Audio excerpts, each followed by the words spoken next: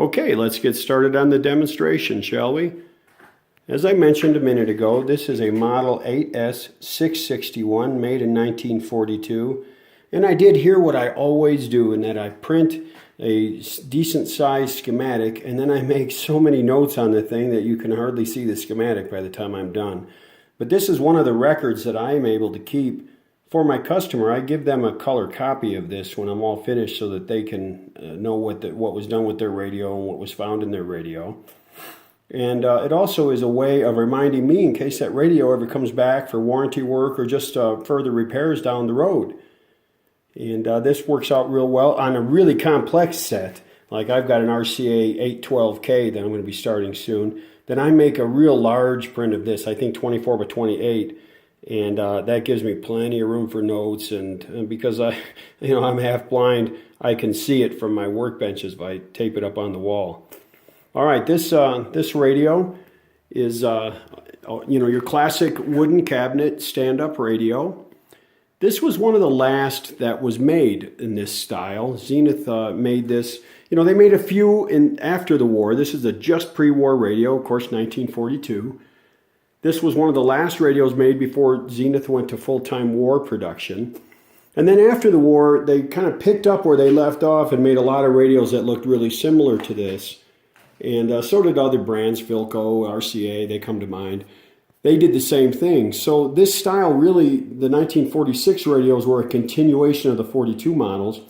And those were the last of this upright style. And then they went more to the horizontal, more rectangular units that came in the later 40s.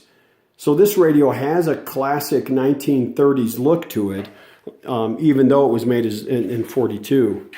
Now, this radio had taken a pretty serious hit in the front of it. I don't know what happened, but the front of the chassis was actually dented in like the fender of a car might be after a car accident. And it had damaged the bracketry that that the shafts and so forth ride through for the tuning control, the band switch, and the volume control. That had all been bent up, and the shaft was bent, and the volume and power switch, that assembly was damaged beyond any real repair. So all that had to be replaced. Also, the glass was broken. Whatever happened had broken the glass, and so the customer had replaced the glass with this piece of flat glass. The only trouble was that with this piece of flat glass in place, the tip of the cone on this dial was pushed up against the glass. Now, I don't even think this is the original dial pointer, but I have to check that out for sure because I've seen lots of these radios with a different style. This is what came with it. The customer's not choosy about it, and they've asked me to go ahead and order a replacement glass. And I usually go to dialcovers.com.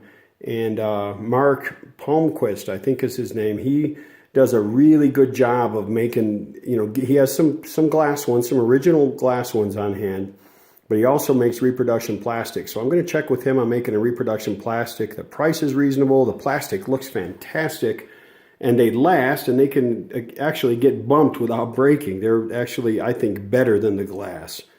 It's got a pretty good sized speaker.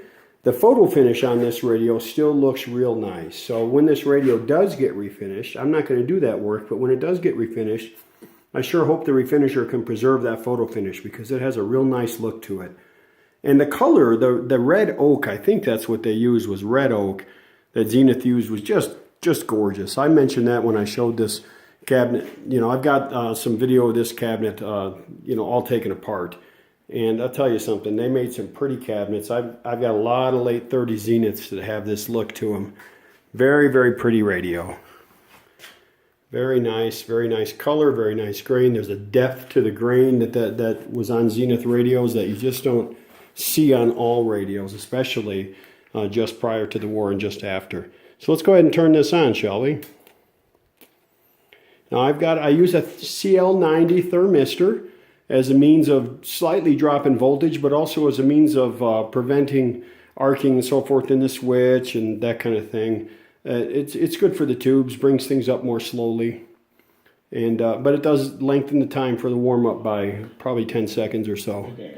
Now, we won't leave it on this station, of course, because I don't need to get dinged for copyright infringement, so we'll tune around here. Go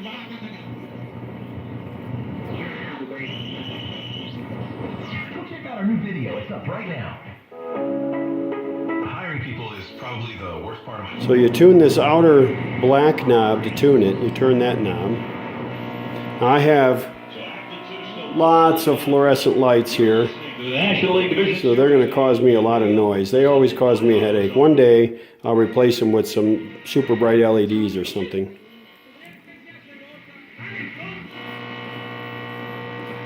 And that's all that buzzing you hear is coming from my fluorescent lights. How did that happen? How did you know this?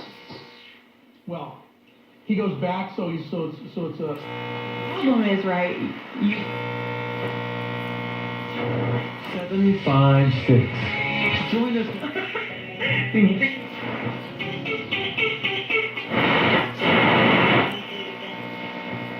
All up, but poor Daryl Patterson did have his shoulder first.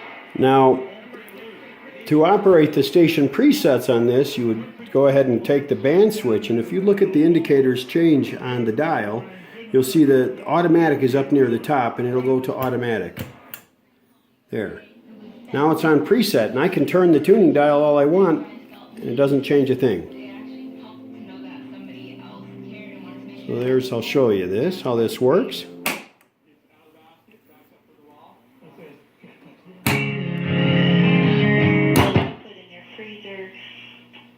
9 times, but I figured out a way to quit my job and find financial freedom. And I probably need to adjust those just a little bit. I really didn't mess with them much. I did set them to stations, but I didn't really do it. The radio was cold when I did it, when I had just turned it on, so I probably ought to tweak them just a bit. But here we have the tone controls.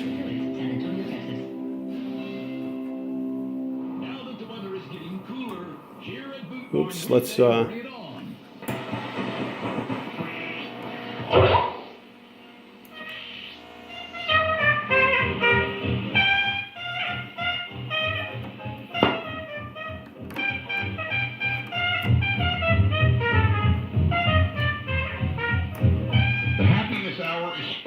by MyPillow.com. Order yours now at MyPillow.com. Promo code Prager and get it. So you see there's a really big change with the bass.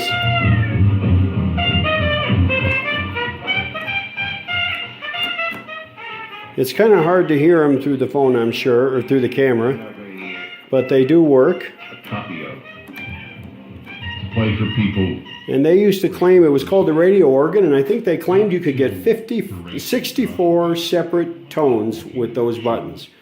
I haven't been counting, and I'm not going to, but it is pretty versatile. It's a pretty neat device. I always liked these radios with this this tuning knob, the band switch knob that looked like a steering wheel. It looks like the steering wheel of an old car to me. Let's see if we can tune in police band here. Oops, automatic. I always go the wrong way. Okay, there we go. That is the shortwave from 6 megahertz up to 18 megahertz. And I listened to that last night, and I do get some stuff on that. It's pretty tough in here because all I have right now is the in-cabinet single wire antenna connected up to it that is looped around inside the cabinet. It's really not a long antenna at all. But downstairs, I hooked up about a 50-foot antenna, and boy, I picked up quite a bit. It was nice. And there's police band there. I don't think I'll get much on that, but we'll bum around on there and see. Police band is pretty much a vacant band nowadays. There'd be usually some high-end, almost like their high-end broadcast band on the lower end of the police band. I'll get that sometimes.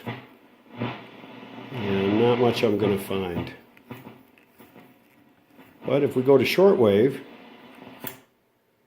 let's see what we can hear on shortwave. I might. It's middle of the day right now, so I doubt I'm going to get much. On top of that, it's real sunny outside, so we may not get much in here today. Not much going to be propagating.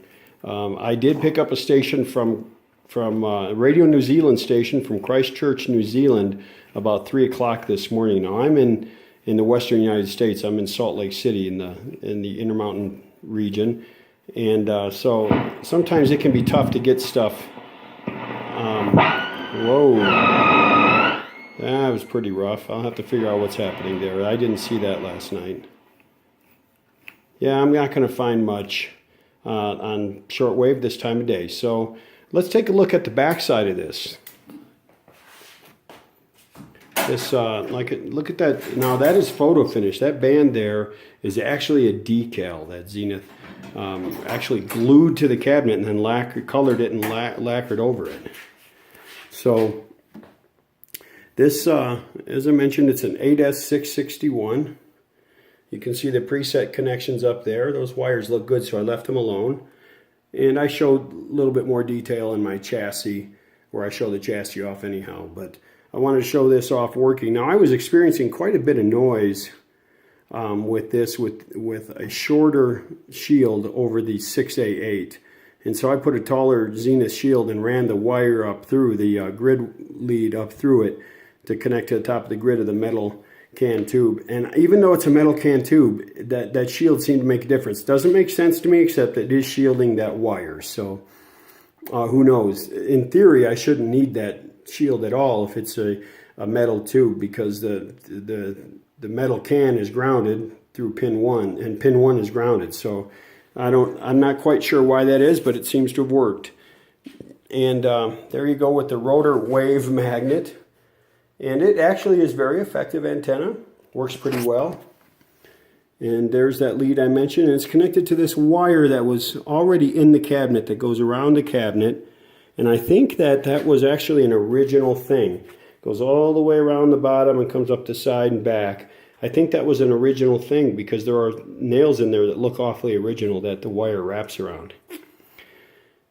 And I think this is a nice radio. I think that the customer is going to be pretty happy with it. I'm sure that they're not going to, be using it to try and, listen. They're not going to try and make it a ham radio and use it for major shortwave, just occasional casual stuff. So I think that it's going to do them a good job. I've got to do just a little bit of checking on why I got that. Sound like some oscillation was happening at that one point in the shortwave. I'll sort that out. But other than that, I'm pretty pleased with this radio. I think the customer will be too. We have a lot of nice Mexican music stations in Salt Lake City right here at the high end of the AM band.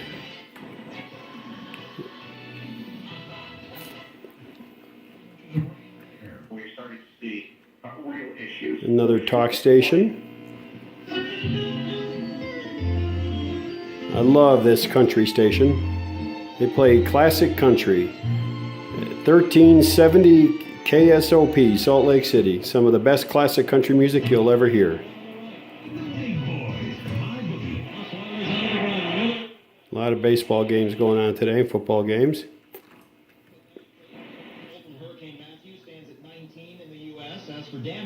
So there you go. A 1942 Zenith 8X661. Really nice radio. I have one myself in my collection. I haven't yet restored it. And I have a chairside version very similar to this as well. So I enjoyed working on this, and I hope you enjoyed the vid. Thank you very much. Catch you soon.